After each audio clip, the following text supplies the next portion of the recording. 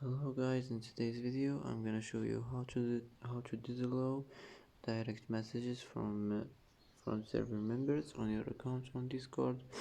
Easy and quick. First click on your profile, click privacy and safety, and now you will find here allow direct messages from server members. Click like this and click yes, and that's it. That's how to disallow direct messages from server members on your account on Discord. Easy and quick. And that's it for today's video. If you like this video, don't forget to like and don't forget to subscribe. I hope this video is helpful for you, and thanks for watching until the end, and see you in the next video.